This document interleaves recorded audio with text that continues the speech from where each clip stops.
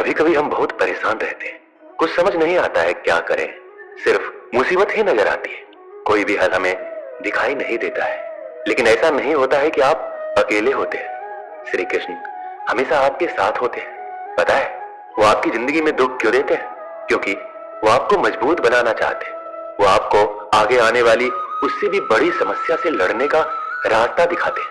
बस आपको धैर्य रखना होगा और आपको अपने कर्म करने होंगे। समय की क्या मजाल कि वो एक जगह टिक जाए। जब आपकी खुशी नहीं रुकी तो भला ये दुख कैसे रुकेगा? ये भी चला जाएगा जब आप इसका डटकर मुकाबला करेंगे। कृष्ण हमेशा आपके साथ है, चाहे दुख हो या सुख। किसी के पास पैसे नहीं होते, किसी के अपने उससे दूरी बना लेते हैं। सबका दुख अपने लिए बड़ा होता है, पर इसका हल क्या है? हमें दुख में क्या करना चाहिए? श्री कृष्ण कहते हैं, जो एक क्षण में बदल जाए, एक क्षण में भंग हो जाए, वो प्रेम नहीं लोभ होता है। अहंकार वो छाया है जो आत्मा की रोशनी को अंधा कर देती है। भीतर की चमक को पहचानो और वह छाया भी भाग जाएगी। लगभग हर व्यक्ति अलग अलग वजहों से चिंतित रहता है। अनावश्यक चिंता हमें कमजोर कर सकती है, इसलिए बहुत ही ज्यादा चिंता करने से बचना चाहिए। जब भी समय मिले हमें चिंतन करना चाहिए। चिंता और चिंतन में बहुत फर्क है। चिंता व्यक्ति को कमजोर बनाती है और चिंतन से व्यक्ति का आत्मविश्वास बढ़ता है।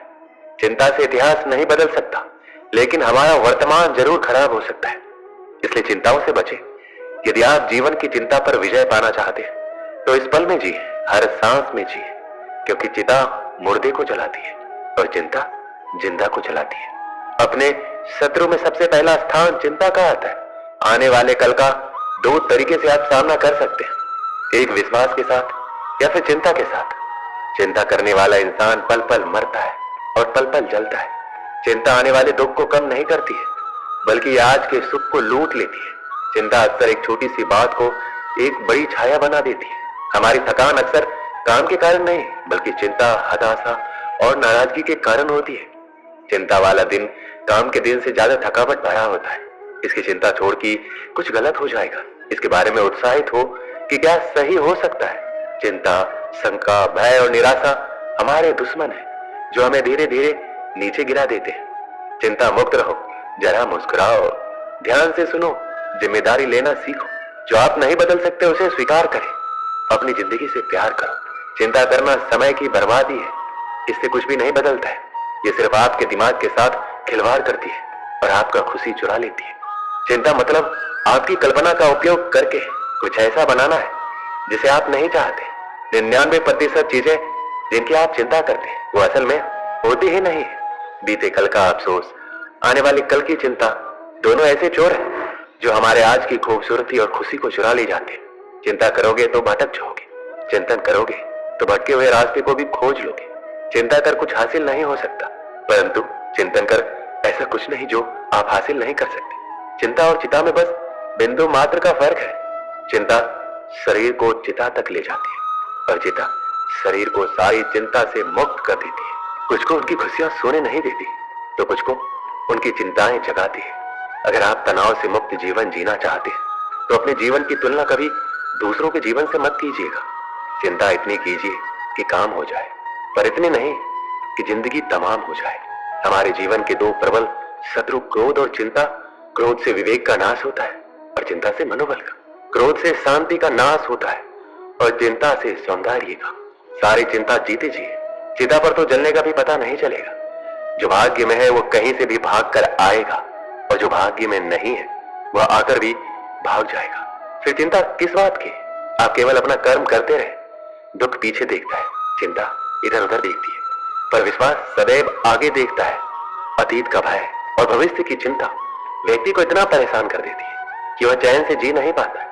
कभी कभी तो वह अपना मानसिक संतुलन तक खो बैठता है। हमें यह नहीं भूलना चाहिए कि अपराध और चिंता मनुष्य की प्राकृतिक भावनाएं हैं, लेकिन इनसे ग्रस्त हो जाना अथवा ये सोच लेना कि इनसे छुटकारा मिलना बहुत मुश्किल है, ये ठीक नहीं है। इसी सोच का परिणाम और प्रभाव व्यक्ति के मन मस्तिष्क को अस्थिर बनाए रखता है। इसके लिए मनुष्य को अपने सोच की सीमा का विस्तार करना चाहिए। ऐसा होने पर ही वह अपना सुस्पष्ट दृष्टिकोण बनाने में समर्थ हो सकता है। अतीत में क्या क्या उसके साथ घटा था, इस और उसका चिंतन कभी नहीं होना चाहिए, क्योंकि मनुष्य अच्छा अथवा बुरा जो भी घट चुका होता है उससे सीख लेकर ये अपने वर्तमान को जी रहा होता है। ऐसे में वर्तमान पर अतीत की परछाई नहीं पड़ने देनी चाहिए। ये तभी होगा जब आप स्वयं में एकाग्रता लाएंगे। हर कोई इंसान चाहता है कि अच्छी जिंदगी जिए, लेकिन कभी कभी जिंदगी ऐसे करवट लेती है कि इंसान जिंदगी जीता ही नहीं, वो जिंदगी को काटना शुरू कर देता है। यह हिस्सा जिंदगी का सबसे बुरा हिस्सा होता है। यह हर उस इंसान को सोचने पर मजबूर कर देता है कि एक अच्छी और बेहतरीन जिंदगी कैसे जिया जाए। जिंदगी के उस दौर के अनुभव से बचने के लिए हमें कुछ अच्छे निर्णय विचार की जरूरत होती है। जिंदगी ने हमें सब कुछ दिया, मगर ये सोचना कि सब हमारा है ये तो गलत है, क्योंकि जिंदगी जितनी जल्दी हमें कोई चीज देती है वो उतनी ही जल्दी हमसे छीन भी सकती है। हमारी जिंदगी में हमारे साथ ऐसी बहुत सी घटनाएं होती है कि हम सोचते हैं कि ये मेरे साथ ही होना था। इसलिए किसी भी चीज को ज्यादा व्यक्तिगत ना लें, क्योंकि अगर वो चीज हमें नहीं मिलती तो हमें दुख होता है। हमें समझना होगा कि हर चीज की कोई सीमा होती है और वो उससे आगे नहीं बढ़ सकती। कभी भी किसी चीज को ज्यादा व्यक्तिगत ना ले और उसको छोड़कर आगे बढ़े। एक समय की बात है, गांव में एक सेठ रहा करते थे। वो अपने गांव के सबसे धनवान व्यक्ति हुआ करते थे। वो हर रोज पूरा दिन खूब मेहनत करते थे और अच्छा कमाते थे। एक दिन उन्होंने अपने मुनीम को बुलाकर अपनी आज तक की कमाई का हिसाब मांगा। मुनीम ने कहा, मैं आपको आपके अब तक की कमाई का हिसाब करके जल्दी दे दूंगा। दूसरे दिन वो मुनीम सेठ के पास सेठ की आज तक की कमाई का हिसाब लेकर गया। मुनीम ने सेठ को बताया कि जिस तरह से आज खर्च कर रहे हो उस हिसाब से तो आपने इतना कमा लिया है कि अगर आप आज से कमाना छोड़ दें तो फिर भी आपकी 5 पीढ़ियां आराम से अपना जीवन जी सकती है। ऐसा सुनकर सेठ बहुत ही ज्यादा खुश हो गया। उसकी खुशी का ठिकाना नहीं था। अगर हमें भी ऐसा पता चलता है तो हम भी खुश हो जाते, तो फिर यह सेठ क्यों ना हो। अब सेठ अपनी सफलता से बहुत खुश था, लेकिन अब उन्हें अपनी छठी पीढ़ी की चिंता हो रही थी। सेठ सोच रहा था, मेरी छठी पीढ़ी कैसी होगी? अगर मेरी कमाई 5 पीढ़ी तक ही खत्म हो जाएगी तो मेरी आने वाली छठी पीढ़ी का क्या होगा? सेठ सोचते सोचते अपने भविष्य के बारे में इतना सोच लेता है, उसका स्वास्थ्य बिगड़ जाता है। सेठ का स्वास्थ्य अपने भविष्य की पीढ़ी की चिंता करने के कारण बिगड़ता है। वो अपनी भविष्य की पीढ़ी की इतनी चिंता करता है कि वो अपना आज ही जीना भूल जाता है। सेठ का एक दोस्त उनसे मिलने आता है।